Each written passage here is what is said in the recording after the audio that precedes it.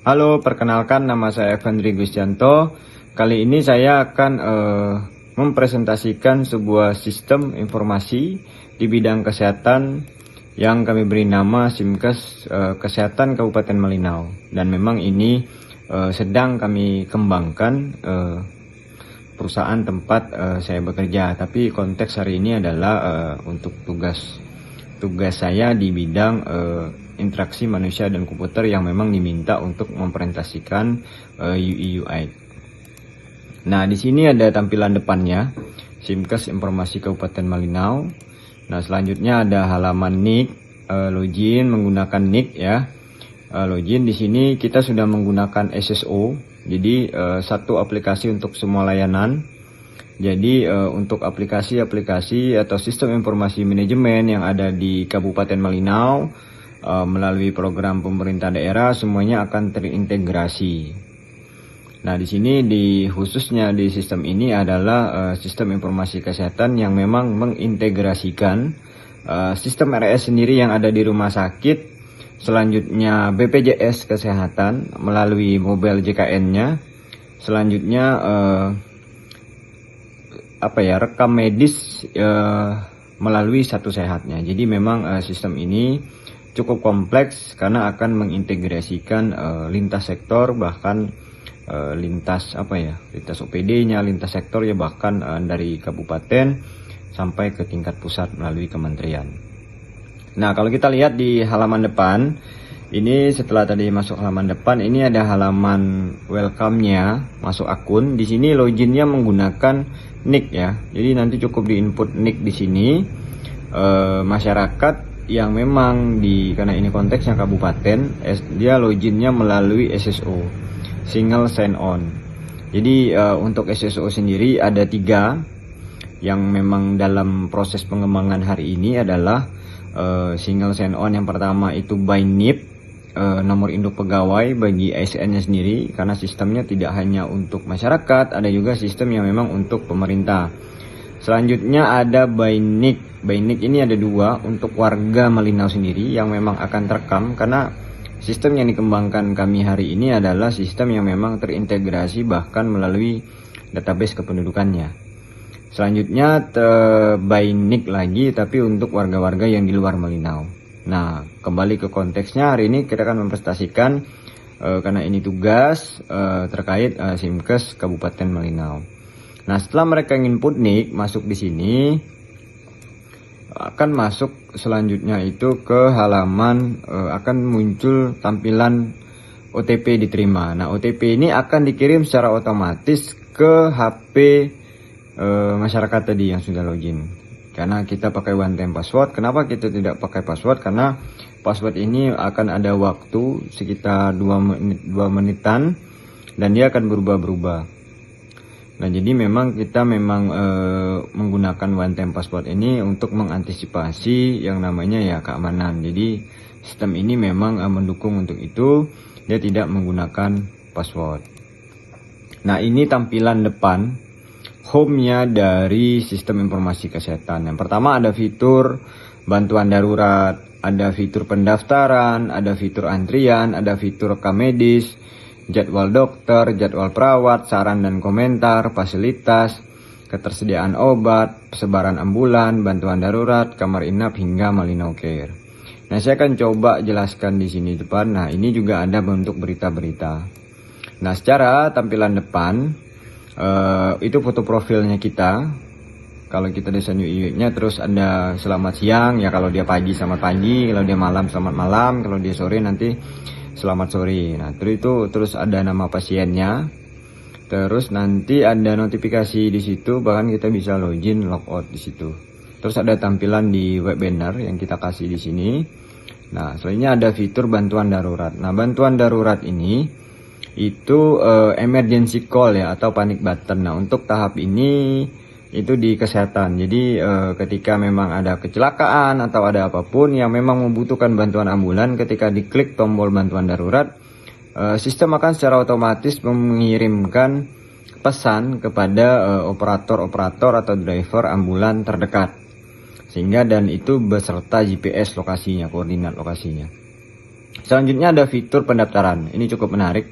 Nah, fitur ini kalau kita di mobile JKN itu yang memang punya BPJS, dia hanya mengintegrasikan yang memang masyarakat yang sudah mempunyai akun BPJS. Nah, melalui sistem ini kita buat 3, ada versi BPJS, ada bisa masyarakat umum, bahkan Mandiri Inhat. Jadi artinya ketika kita pendaftaran, sistem ini akan terintegrasi ke dashboard SIM-RS yang ada di rumah sakit di sini. Jadi kita tidak merubah SIM-RS yang ada, tapi kita mengupgrade fiturnya melalui sistem ini terintegrasi ke SIM-RS tadi. Jadi ketika memang ada fitur orang daftar lewat aplikasi ini, dashboardnya tetap menggunakan SIM-RS yang sudah berjalan hari ini. Cuman artinya pasiennya adalah pasien BPJS bisa, pasien umum bisa, Mandiri Inhat bisa.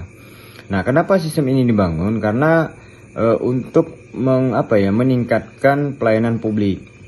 Contoh, kita banyak habiskan waktu di rumah sakit. Antrian BPJS hari ini kita antri di loket BPJS pertama, terus kita antri lagi di poli, belum lagi kita antri obat. Nah, jadi kalau kita ke rumah sakit berobat, apalagi pasien BPJS, misalnya kayak saya pribadi, memang ketika proses kita dari pagi itu kemungkinan kita bisa pulang itu sampai siang. Jadi kadang kegiatan-kegiatan kita yang lain agak terganggu ketika memang kita harus berobat, walaupun kita tetap maunya semuanya sehat. Tapi artinya ada proses yang seharusnya bisa kita tingkatkan melalui digitalisasi. Nah, semangat itu yang memang kami dipercaya membangun sebuah sistem ini. Dan memang sistem ini nanti akan bisa memangkas proses itu. Ketika kita pilih tipe pembayarannya, misalnya BPJS atau umum atau Mandiri Inhat, terus tanggal check up kita bisa pilih, terus waktu check upnya kapan, poliklinik tujuannya kapan, dokternya kapan, terus kita ajukan check up. Setelah kita ajukan check up tadi tanggal berapa, akan muncul notifikasi. Nah, sistem ini akan memangkas proses birokrasi di mana. Jadi ketika ini di klik gitu kan, nah si pasien akan hanya bisa masuk itu langsung, mereka tidak perlu lagi antri di loket BPJS-nya. Karena sistem ini sudah terintegrasi di SIM-RS, jadi si pasien akan melaporkan saja. Kalau seperti kita di salah satu platform yang memang kita booking hotel, misalnya kan booking pesawat, itu kan kita cukup melapor itu check-in. Nah, di situ juga. Jadi sistem ini akan bisa mengkondisikan untuk check-in, bahkan radius check-innya kita atur di radius 100 meter. Jadi saya akan bisa check-in itu ketika memang lokasi saya atau GPS lokasi HP saya itu berada di sekitar 100-an meter yang berada di rumah sakit, baru saya bisa check in. Nah, ini nomor antrian saya muncul di sini. Jadi saya bisa tahu nih, oh sekarang antrian saya nomor 10 gitu, nomor 2. Nah, ternyata masih 10. Nah, terus sisanya masih 8 nih. Saya artinya tidak harus ke rumah sakit dulu. Saya bisa mungkin saya masih punya kerjaan yang lain yang mungkin saya bisa kerjakan gitu kan. Jadi tidak banyak waktu yang terbuang untuk menunggu di rumah sakit. Jadi memang lebih meningkatkan pelayanan publik kita, terutama melalui digitalisasi ini. Artinya masyarakat akan sangat terbantu dengan ini. Kenapa? Karena akan lebih mengefisiensi waktu kita, tidak harus menunggu terlalu lama di rumah sakit. Jadi kita tahu kapan, jam berapa kita harus ke rumah sakit untuk pergi ya, karena kita sudah via daftarnya via online. Selanjutnya juga di sistem ini mendukung kritik dan saran. Nah, yang kita tahu penilaian hari ini adalah melalui, kalau di mobile JKN itu dia global ke satuannya langsung, rumah sakitnya atau apanya, pustunya. Nah, tapi kalau di rumah sakit sendiri mereka tetap punya juga laporan, tapi dia lebih ke perpolinya. Nah, melalui sistem ini kita coba kerucutkan lagi, kita lebih detailkan lagi. Nah, di sini kita lah sampai ke per individu. Jadi masyarakat setelah dilayani bisa nilai langsung dokter yang menilai itu bagus atau enggak, perawatnya bagus atau enggak, fasilitasnya bagus atau enggak. Nah, kalau bagus buat bagus. Nah, dan rapot ini terintegrasi langsung dengan pimpinannya. Salah satunya terkait pimpinannya pasti ya bupati, wakil bupati, ya, atau kepala daerah lah ya. Nah, artinya memang ini penting sekali. Kenapa penilaian ini penting karena di satu sisi pasti semua pemerintah pengen memberikan yang terbaik kepada masyarakatnya gitu. Nah, salah satunya adalah ini akan menjadi nilai yang sangat objektif bahwa fair, bahwa pelayanan itu dinilai oleh masyarakat. Jadi tidak ada unsur like and dislike. Jadi selama memang kita melayani dengan baik, si tenaga kesehatan melayani dengan baik, si pasien nilainya juga akan bagus dan itu akan terintegrasi sistem. Jadi memang ini fair, langsung dinilai oleh masyarakat. Dan artinya transparan lah ya. Nah, terus melalui sistem ini juga masyarakat bisa mengakses kamar. Jadi mungkin di beberapa daerah atau di berita-berita sering muncul nih, seperti kemarin yang baru viral, jadi misalnya mau berobat bilang kamarnya penuh, ternyata masih ada. Nah, jadi masyarakat bisa mengakses kamar ini ada atau enggak melalui di sini. Oh, kamar A, kamar B, oh ternyata penuh, ternyata memang penuh karena sistem ini terintegrasi dengan SIM RS. Nah, SIM RS ini memang selama ini ada di setiap rumah sakit, tetapi hanya menjadi konsumsinya manajemen rumah sakit. Nah, melalui sistem ini kami berikan keterbukaan informasi kepada masyarakat bahwa masyarakat bisa mengakses sampai jumlah kamar yang ready dan tidak ready di rumah sakit itu, supaya kita tahu nih pertimbangan untuk masuk ke situ. Selanjutnya ini tampilan ambulan tadi.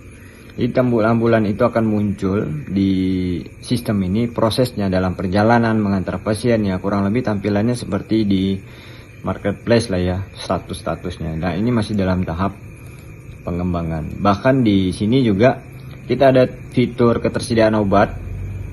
Jadi masyarakat bisa mengakses, jangan sampai begini, kita misalnya disuruh beli obat A, tapi ternyata di pihak rumah sakit bilang, oh kita tidak ada nih disuruh beli ke apotek sini. Nah, tapi ternyata kita bisa mengakses di sini. Mana memang yang memang di cover oleh asuransi kita, mana yang tidak. Kalau memang dia tidak ada, ya berarti memang kita harus beli. Karena stok ini juga terintegrasi melalui SIM rumah sakit tadi. Jadi memang sistem ini adalah kita bangun dengan semangat integrasi tadi. Jadi harapan kita bahwa sistem ini akan memang selesai dan memang akan kami kerjakan. Jadi memang ketika ini ada tugas dan memang ini tugas kuliah, ya saya sekalian mempresentasikan apa yang memang menjadi domain kerja saya hari ini. Terima kasih, semoga bermanfaat.